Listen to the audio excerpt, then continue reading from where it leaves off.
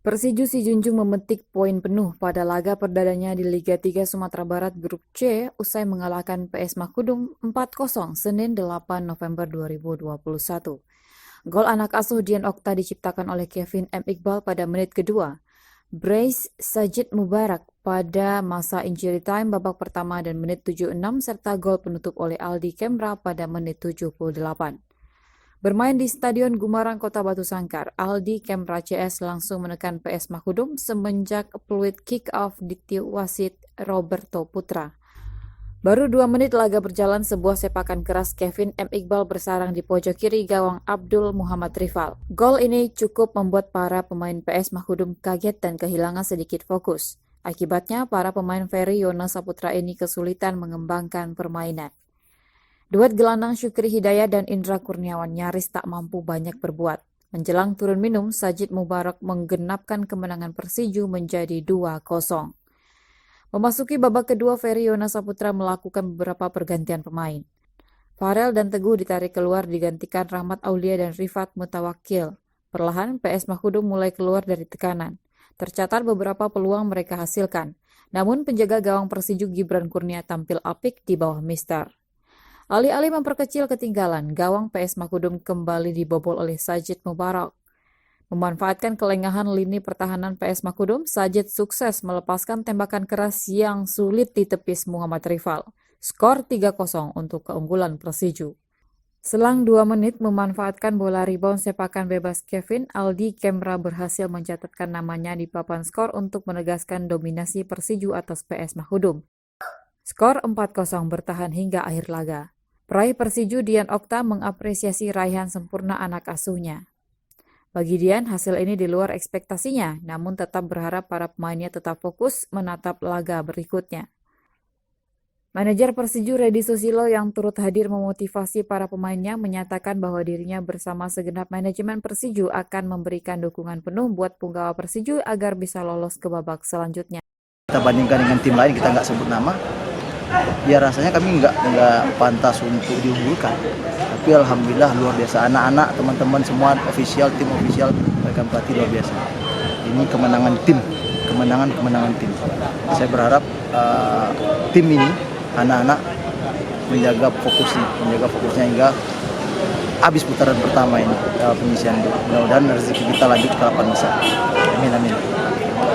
Oke, terima kasih. Memang dari awal kami memang tidak bisa memprediksi kekuatan lawan pada sore ini Mangkudu, karena sebelumnya Mangkudu mungkin sudah lama vakum dan kami tidak pernah melihat permainan Mangkudu.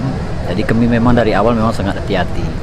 Tetapi begitu 5 menit 10 menit terjadi gol cepat, percaya diri anak-anak dari Persiju semakin meningkat.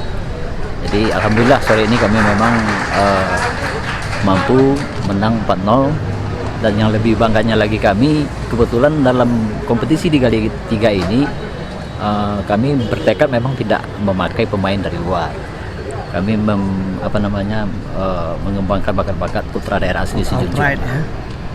Ya, mudah-mudahan nanti Sijunjung asli, Sijunjung maju, Sijunjung jaya itu terwujud. Ya, amin. Apa ini stimulan buat adik-adik ini? Kan udah bekerja keras ini, hasilnya udah luar biasa ini. Dari manajer apa stimulannya nih? Ya, stimulan dari manajer tentu kami dari awal memang sudah memberikan stimulan berupa stimulan honor-honor, bonus-bonus lah kira-kira begitu kan. Ya, sedikit kita tidak menang dari nilainya, tetapi tingkat kepedulian sesama kami putra daerah Sijunjung lah untuk memajukan Sijunjung itu tentu kami lebih memperhatikan kesiapan daripada adik-adik kami itu. Kami lebih memikirkan pada hal non teknis ya. Kalau teknis sudah ditangani pelatih, kami lebih non teknisnya aja. Tentu kami komunikasi 2 arah dengan para pemain, kira-kira apa yang jadi persoalan kendala di non teknis. Kami sebagai pihak manajemen tentu berusaha melengkapi yang menjadi kebutuhan dasar dan kebutuhan pokok dari para pemain. Mudah-mudahan adik-adik dari Sijunjung tetap pada performanya di pertandingan-pertandingan berikutnya, mungkin pada hari Rabu dan hari Minggu mendatang. Sementara itu, pelatih PS Makudum Ferry Yona Saputra menyesalkan start yang kurang bagus ini serta menyoroti kehilangan fokus para pemainnya. Menurut Ferry, timnya harus segera berbenah. Kemenangan pada laga berikutnya adalah harga mutlak yang harus diwujudkan. Yang tadi coach. Oke, pertandingan tadi kita akui ya, lawan lebih unggul dari kita. Mungkin di satu sisi mereka lebih siap dari kita. Itu kunci adalah kemenangan, kesiapan. Jadi ada 2 kali pertandingan lagi. Insya Allah kita akan bekerja keras untuk 2 pertandingan. Kita wajib menang. Mungkin kalau untuk pertandingan tadi terkendala kita adalah kondisi fisik. Sebab kita tadi baru hari ini kita berangkat ke Batu Sangkar. Kita nyampe di sini udah jam setengah 12, hampir jam 12.